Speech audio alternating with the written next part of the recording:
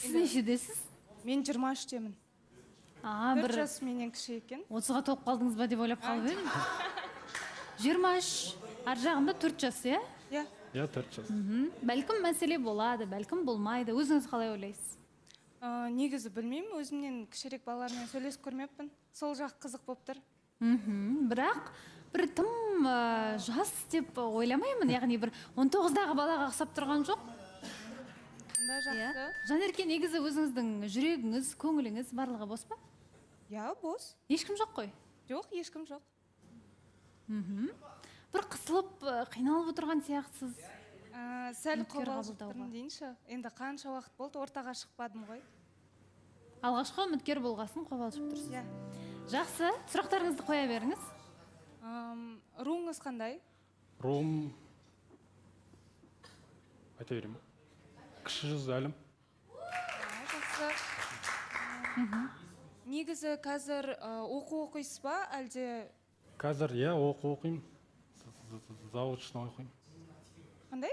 Заочно оқимын. Сыртта, иә. Мамандық қандай? Мамандық дене шынықтыру мұғалім. Мен тіпті жаңа шатасып кетіппін, сіздің алғашқы үміткеріңіз деп қоям. Бұл екінші үміткеріңіз екен ғой Иә, келіп екінші жатқан. үміткерім. Онда тіптен қобалжуыңыз орынсыз сияқты. Ендігі үйренген шығарсыз, иә, қоя беріңіз сұрақтарыңызды. Негізі отбасыңыз біледі ма мені таңдап осында келгеніңізді? Иә, біледі. Айтқам. Қарсы емес. Жоқ, қарсы емес. Отбасыда қаншаусыздар? Отбасымызда 6-аумыз, мен 3-шісімін. Алтау, күшті. 4 ұл, 2 қыз. 4 ұл, 2 қыз, да? Аха. Жақсы, жақсы. Тағы. Балсахан. Қалды ма сұрағыңыз? Балсахан, енді Нұрдәулет сұрап отырсыз ба микрофон? Микрофон менде тұр Балсахан. Иә, енді Жаслан, қош келдің. Ассалаумағалейкум. Өте арамыздағы өте сұлу қыз таңдап келіп отырсың. Енді жүзінен күлкі кетірмейсің деген үміттеміз. Барлығы жақсы болып жатса, қанша уақытта үйленіп кетуге дайынсың? Бұйыртқанын көреміз. Бұрынғы ара қатынасың жөнінде айта кетсең. Бұрынғы ара қатынасым 2 ай бұрын тоқтаған. 2 ай бұрын? Қанша уақыт жүрдіңдер? бәрін тергеп отыр ғой. Жарты сағат деп. Жарты сағат. Балауса ханым. Ол қалай? Жоқ, жауап берсін да қыздар. Жарты жыл сөйлестім. Жарты жыл дейді. Жүрдім, иә. Жарты жыл жүрдің мысалы, иә, бір-бірінің араларында махаббат болды ма? Болды. Енді ол махаббат қалай 3 айдың ішінде өшіп қалды? Ол қатты сезім ашылмады. Түсінбедім. Сезім ашылмады, иә? Сезім ашылмады. Жоқ, махаббат болды ғой, жарты жыл жүрдіңдер ғой екеуің. Тұра тұрыңдаршы, айналайын, не болды? Сұрақ қойып отыр ма? Интересі болып отыр. Сұрақтың артынан бірін-бірін тергеп кетіп жатқан сияқты или Жоқ, Балауса сұрақ қой ханымның бұл. орнына отыра саласың ба? Енді Жоқ, айта кетсем, бауырым, сұрақ ретінде айтып отырмын. бағанан бері Жоқ. ладно, қой болшы. Мына жерде Нұрдәулеттің отырайтын да. Қанша уақыт жүрдіңдер? Өйтіп отқан жоқпын ғой, жігіттер Сезім болмады ма не деп. Жоқ, енді айтып отыр ғой, жігіт Баласахан, дұрыс қой, қараңызшы. Жарты жыл жүрген ара қатынаста уже махаббат, сезім деген пайда болу керек та. Адам ол 1 ай, 2 ай жүргеннен кейін уже байқайды. Махаббат бар ма, жоқ па деген сияқты. Екі жақтан да келісім болып. Әлі бітпей жатыр ма сұрақтарыңыз? Жоқ, ертең қайтадан сол бұрынғы ара қатынасыңды ойыңа алып деген сияқты болып қалмай ма? Просто ертең қыздың жылап қалғанын қаламаймыз да біз өзіміздің ортамызда отырғаннан кейін. Жоқ, мен айтамын да, Баласахан мен Аделя сөйлеп жатыр ғой. Енді Аделя осы жерде үміткердің орнына отыра салу бұл кісіге сән ғой. Сондықтан да білмеймін, енді бір айтып жатқан әңгімесі де бір орынсыз сияқты, енді білмеймін. Енді мен Балауса ханымды айттым, мен біріншіден үміткерді айтқан жоқпын, кішкене құлақты ашып сөйлеу керек та. Айтып отқанымен Балауса ханым мынау ғой, Нұрдәулет тергеп отыр да, кәдімгідей бір басқаша. Енді біз мына сұрақты білеміз ғой қалай қою керектігін, бірақтан Жанерке орнынан тұрып барған кезде де кешегіндей нәрсе қайталанды да, бір-біріне қарап, ойланып, тоже сол эмоциялар бір-бірін қимай отырғандай болып көрініп қалды бізге. Сосын сұрақ қойып кетейін деп едім енді үміткерге. Жасұлан, иә? иә айтайын. Негізі жасыңыз 19-да, бірақтан ойлаймын, Жанеркеге үлкен ер азамат керек секілді. Себебі алдында маған айтып кеткен болатын Жанерке. Аделя мен Ернардың арасы бір балабақша сияқты болып кеткен секілді дегеніне қарағанда, Жанеркеге үлкен қасындағы бір кісідей ер азаматтар керек сияқты. 99 жылғылар ма, может? Әркім сана сезіміне байланысты ол. Жоқ, Балауса ханым енді бәрі айтып жатыр ғой, енді қайтадан жабыстыру деген нәрселер болады да, екеуін қосу деген сияқты. Бауырым, өзіңнің қадамдарың жасай бер. Енді қарап отырмын, былай осал жігіттердің қатарынан емес сияқтысың. Мен саған сенем. Сіз неге тапсырып жатсыз? Жылаққамаш әйтеуір. Ұзатып бір сеніп тапсырып жатқан сияқтысыз. Жоқ, енді айтып жатыр ғой. Бекер сөз бердім екен, қойыңызшы.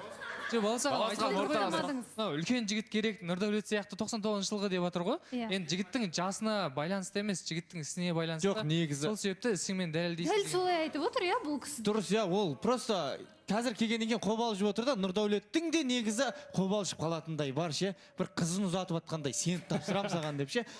Жанеркенің өзінің әңгімесі бар да, маған негізі бойы ұзын жігіттер ұнайды деген әңгіме бар еді ғой. Енді бойы ұзын жігіт келгеннен кейін қап осынды қолымнан ұшырып аламау деп Нұрдәулет уайымдап, бірден 8 сұрақ қойып атқан бір жөні бар деп ойлаймын.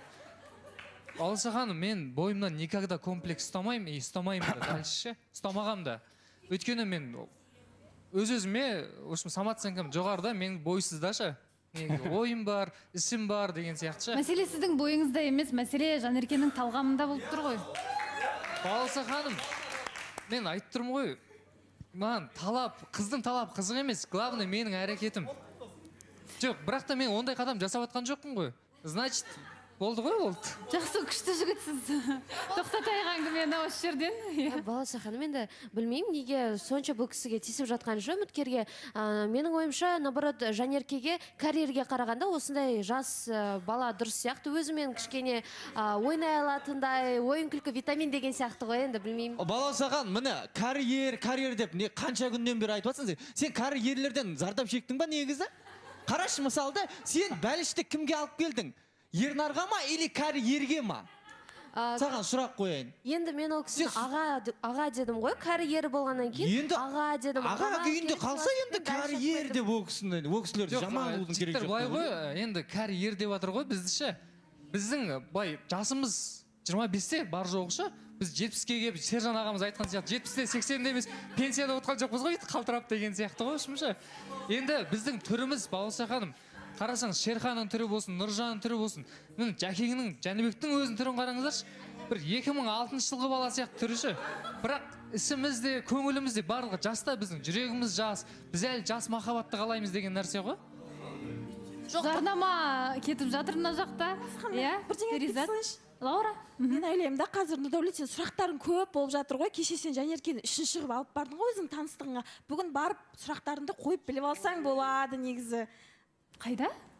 Кеше өзінің таныстығында Жанеркені алып барыпты да, енді ойлаймын да, бүгін сұрағың көп болса, өзің үшінші болып бара саласың да, біліп аларсың енді. Кездесуге Жанерке сіз бардыңыз ба? Бірге? Болды, көрдіңіз ба? Балауса ханым, мәселе қайда жатыр?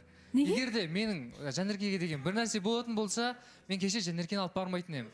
Досым ретінде видеоға түсіріп жіберші деп өтініш жасадым. Шерханға айтып едім, Шерхан қол бос емес екен, сонымен Жанеркені алып бардым. Видеоға түсіріп берді. Өте күшті түсіреді екен, ертең бұйыртса ортаға шыққан кезде. Ай, бұл өтірік енді. Мен бос емес, мен бос болдым. Неге үйтесіңдер сендер? Мынау үндемей деген депше, мынандай ғой енді. Кешеде мен бір ауыз енді сөзге тие кеткен болатын. Нұрдәулет енді бүгін дайындал, осы екеуіне фото видеоны сен түсіріп беретін шығарсың енді. Бір-біріне алмасып жүр ғой негізі. Бірақ мен түсінбейтінім, неге бұл Нұрдәулет енді бәлем бәрін білетін бала ғой негізі, жан-жағында не болып жатқанын, қаншама жігіттер қыздар бар, неге именно Жанерке деймін да? Бұл өзінің жанынан алыстатқысы келмейді. Жаңағыдай қойып жатқан сұрақтарының да енді астары бұл қызды қимай тұр да енді, ойлап тұр да, мына жігітке қарай көңіл алып кетем екен деген сияқты. Бұл Нұрдәулеттің ішінде бір қызғанышы бар сияқты. Себебі 24-те 7 бірге жүрген сияқты ғой енді, былай сырттан қарасақ. Досымды өзім таппай қалдым соңғы уақыттарда енді бүйтіп қарайтын болсақ. Досым деп отқаннан кейін, иә мен кеше босамадым деп айтасың қайтер енді. Жарайды енді мен сөйтіп айта салсам, бұл жерде бәрін ақымақ қылып алдап отырған ол енді ят болады деп ойлаймын. Сол себептен айту керек та. Сен жас бала емессің ғой, жарайды енді басқа жас балалар бір-бірін алдап енді сыртта қосылып жүрген шығар, бірақ сен жас бала емессің, сен істейтін ісіңді ашығынан айтып істеу керексің деп ойлаймын. Жоқ, вот именно андай жасайтын нәрсе болса, бір сезім болса, мен осы жақта сезім білдіретін едім. Екеуміз қол алсамыз ба? Осыдан. Қазір айта салайын, тұра тұрсың. Жоқ, кеш, мен қол тұра алсасын тұрсың, ба? білмеймін. Осы Жанеркемен болашақта еш нәрсе шықпайды деп алса аласың ба мен? Мен қол ешкіммен алыспаймын. Вот. Жоқ, қандай жағдай болмасын мен қол алыспаймын. Өйткені ертең не болып кететінін білмейміз да просто. Енді жоқ, Жасұлан басқасы басқа. Кездесуге, сонымен Жанерке, сіз неге бардыңыз фото видео түсіруге? Енді мынандай мәселе болды. Нұрдәулет маған келіп айтты, сен қазір үйге қайтасың ба, не істейсің деп сөйтті. Я үйге қайтам дедім, пландарың жоқ па деді. Я деп сөйтедім. Шерхан босамай тұр екен, барып, менімен бірге барып, қызды алып кетейік, сонымен видеоға түсіріп сөйтіп берсең жақсы болатын еді деп сөйтіп айтқан. Сонымен де бос болғаннан кейін жарайды деп неттім. Өзімнің досым ғой, не үшін қол үшін созбасқа. Иә, Балжаған чисто дос ретінде да. Егер де міне Жасұлан саған да айтам, егер де бір түсіру керек болып жатса, машинадан көмек керек болып жатса, мен шын жүректе көмектесуге дайынмын. Екеуіңнің бақыттарың үшін. Жоқ, Баласаған айтам да ше, үміткер қандай күйде болды екен деп ше. Бізде жарнамадан кейін шымылдық ашыла ма жоқ па, және шын мәнісінде Нұрдәулет неге кездесуге алып барып жүр бірге, жарнамадан кейін білеміз.